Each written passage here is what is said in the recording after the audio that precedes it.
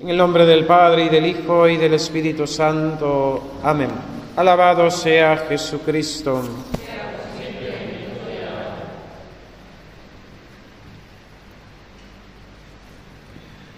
Corría el año del Señor 1457, cuando el Papa Calixto III extendió a toda la cristiandad la antigua fiesta de la Transfiguración del Señor, celebrada ya anteriormente en muchos lugares del Oriente cristiano y del Occidente en diferentes fechas. Misterio de la Transfiguración que nosotros en el rito romano estamos acostumbrados a escuchar el segundo domingo de Cuaresma como el Evangelio propio. ¿Cuál fue el motivo que llevó a este Papa a instituir esta fiesta y extenderla a la Iglesia universal? Fuera de toda mentalidad moderna que ha reducido el cristianismo a la religión del sentimiento y del sentimentalismo, el motivo de la institución de esta fiesta fue la victoria de un ejército, la victoria del ejército cristiano ante los seguidores de Mahoma en la ciudad de Belgrado sobre Mohamed II, conquistador de Constantinopla. Ciudad de Constantinopla que fue sede del segundo concilio ecuménico de la Iglesia, donde condenadas las herejías del arrianismo, el macedonianismo y el apolinarismo, que adulteraban la fe en la divinidad y la santa humanidad de nuestro Señor Jesucristo, se complementó el credo que cada domingo y en cada solemnidad profesamos y cantamos gozosos, el símbolo niceno-constantinopolitano. La ciudad de Constantinopla, tan importante a lo largo de la historia de la Iglesia, quedó bajo el poder musulmán 4 años antes de la institución de esta fiesta. Su catedral, su basílica, pasó a ser una mezquita, donde el nombre de Dios verdadero ya no podría ser pronunciado, ya no podía ser alabado, ya no podían rendirle el culto en justicia y en verdad, en espíritu y en verdad. Esta basílica que hace 2 años volvió a ser noticia, pues durante el último siglo, el siglo XX, era un museo. Los mismos musulmanes la han convertido otra vez en una mezquita. Basílica construida por los cristianos en el año 360 y que durante más de 1000 años fue templo católico, templo cristiano. Qué tristeza tan grande deberíamos sentir los cristianos, pues mientras el culto a los ídolos, las religiones falsas, las sectas y las nuevas religiones sincretistas y gnosticistas van creciendo y aumentando en adeptos, ganando terreno en la sociedad de hoy, nosotros tristemente permanecemos pasivos e indolentes, totalmente indiferentes. Una sociedad, la nuestra, que habiendo dado la espalda al Dios de la verdad, se ha vuelto hacia las criaturas. Los pastores callan y los fieles son ovejas amordazadas. Cómo duele que el mundo presente a Cristo como enemigo de los hombres. Los políticos de la vieja Europa se manifiestan modernamente agnósticos, ateos o aconfesionales. Es la moda, pero desprecian la religión cristiana, mientras hacen guiños y tratan con favoritismo al Islam. Son tan ciegos que son incapaces de reconocer que Occidente es fruto de la fe cristiana. El nivel alcanzado de libertad, de derecho civil, de progreso, de ciencia, se debe a que la religión cristiana ha conformado la sociedad de la vieja Europa. Nuestros políticos, tan simpáticos, son inconscientes del peligro real que presenta el Islam. Y ellos, los seguidores de Mahoma, lo tienen claro. Conquistaremos Occidente, sí, conquistaremos nuevamente Occidente, pero ya no nos harán falta las armas ni las guerras. Impondremos nuestra religión, porque los europeos Los viejos cristianos han apostatado de su religión. Su conciencia relativista e indiferente, su diálogo interreligioso, nos han abierto las naciones para que nuestra religión nuevamente sea impuesta. Los musulmanes están convencidos de que conquistarán nuevamente Occidente, ya lo están haciendo, y no por la fuerza, pues mientras ellos profesan y promuevan, nosotros profesamos y promovemos la cultura de la muerte, del aborto, del control de la natalidad.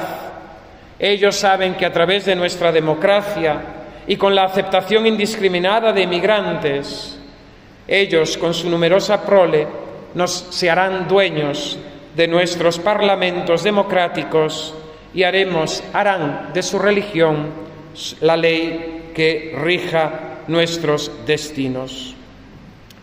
Es creíble la afirmación de que cristianos y musulmanes creemos y adoramos al mismo Dios, al único Dios verdadero.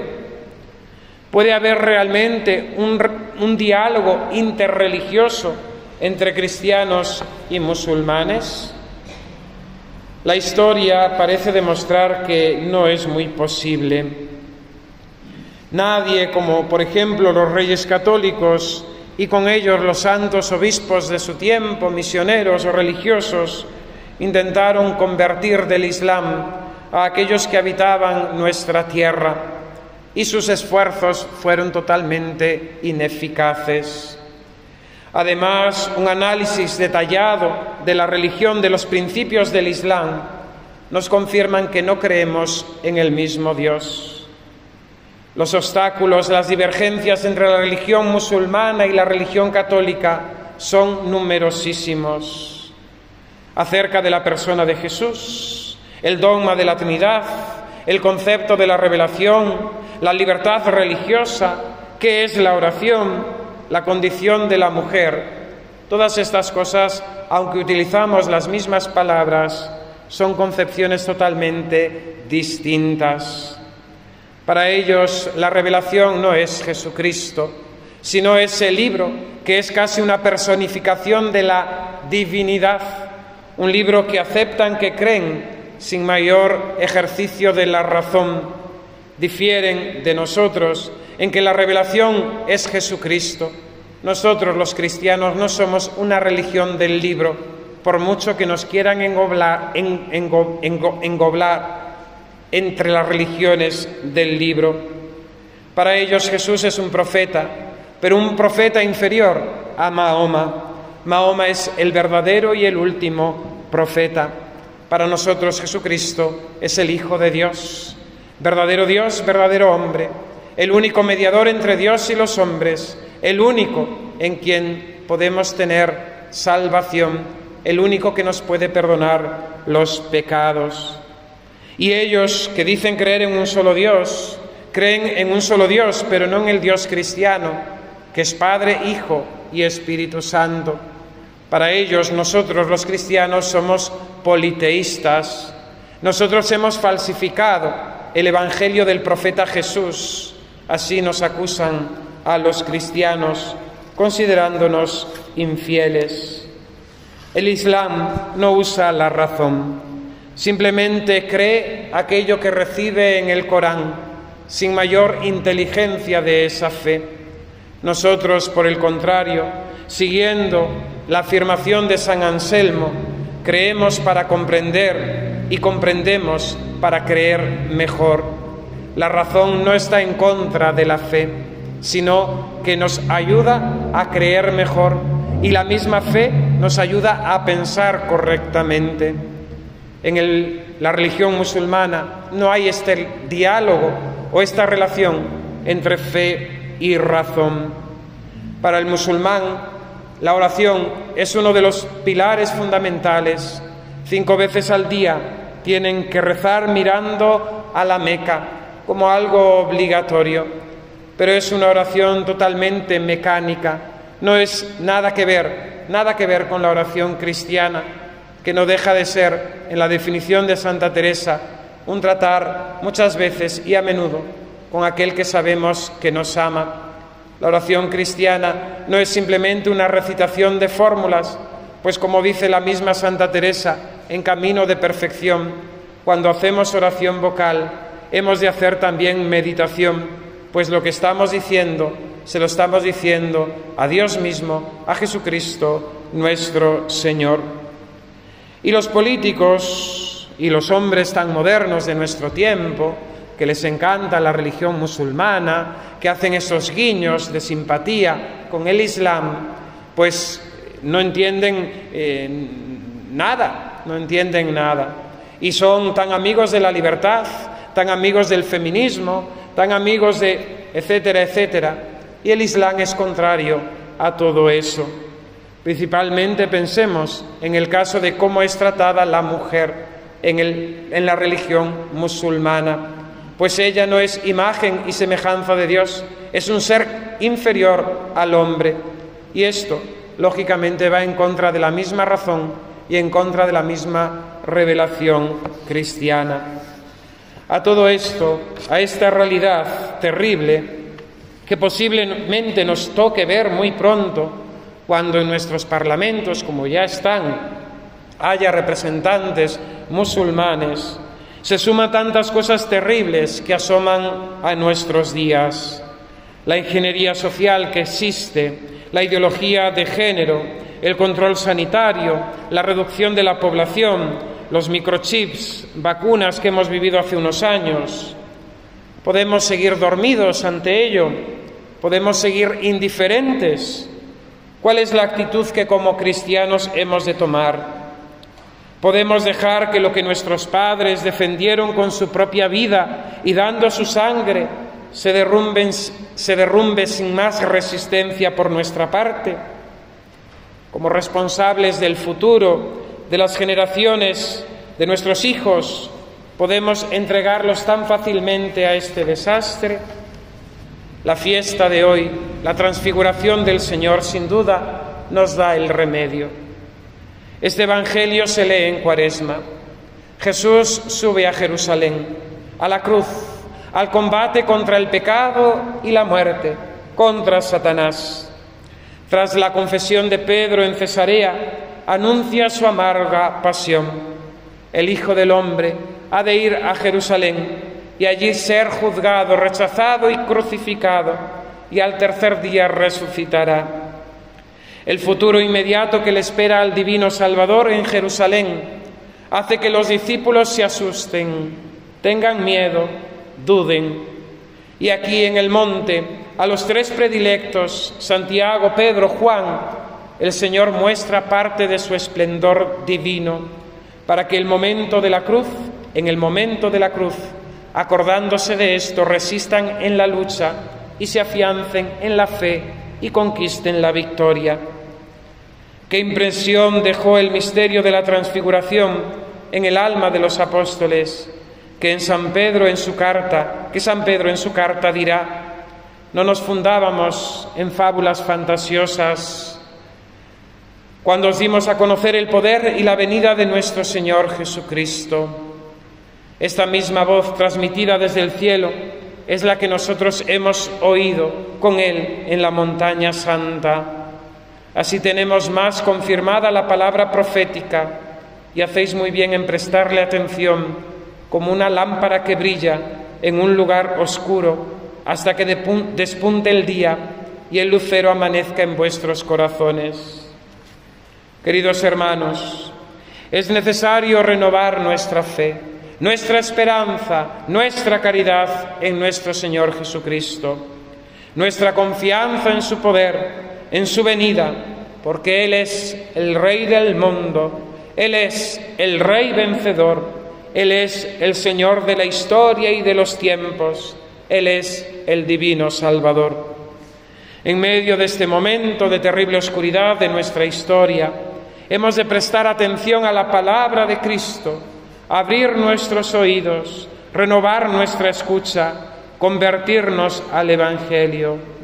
Hoy más que nunca, la voz del Padre se hace resonar en nuestras iglesias para cada uno de nosotros. Este es mi Hijo amado, escuchadle, escuchadle. Y al decirle escuchadle, nos está diciendo: escuchadle y obedecedle, cumplid sus palabras. Como el apóstol Pedro, que no quiere dejar de estar en la gloria del Tabor, también nosotros podemos construirnos nuestros lugares de relax, de comodidad, de sano aislamiento. Podemos tener la tentación de encerrarnos en nuestros propios guetos, de hacer una religión a nuestra medida, en una práctica individualista. Pero no podemos olvidar dos principios fundamentales que esta fiesta de hoy nos recuerdan: que la vida cristiana es una milicia, no solo contra el pecado personal y los defectos de cada uno, sino también contra las estructuras del pecado, contra el pecado en general y con él contra el mal. Bien sabemos cuáles son los enemigos del alma, pero también enemigos de la sociedad cristiana, del mismo hombre: mundo, demonio y carne. La actitud melosa, sentimentaloide, de nata y fresa, no es propia del cristiano, no es propia del católico. Somos soldados de Cristo. El que quiera seguirme, que se niegue a sí mismo, que cargue con su cruz y me siga. Segundo, sin lucha no hay victoria. Sin victoria no hay premio ni recompensa. No podemos poner nuestro corazón en los bienes pasajeros y temporales, ni tan siquiera en las gracias sensibles que el Señor pueda concedernos. Hemos de aspirar al cielo, hemos de aspirar a la gloria, hemos de querer ser santos, cueste lo que cueste, sin ahorrar esfuerzo por nuestra parte, sin miedo ni respetos humanos, pues estamos del lado de nuestro Señor Jesucristo, o mejor dicho, nuestro Señor Jesucristo está de nuestro lado. No dejemos de pedir, como la Iglesia hace cada día al final de cada misa rezada, que por la intercesión de la Inmaculada, de San José, de los santos apóstoles Pedro y Pablo y de todos los santos, Dios venga en nuestro auxilio y sea nuestra fortaleza, que los pecadores se conviertan y que la fe católica triunfe en el corazón de los hombres en todas las naciones, y así, como dice la consagración del Papa al Sagrado Corazón de Jesús, de un lugar a otro de la tierra resuene solamente esta voz: ¡Viva Cristo Rey! Que así sea. En el nombre del Padre, y del Hijo, y del Espíritu Santo. Amén.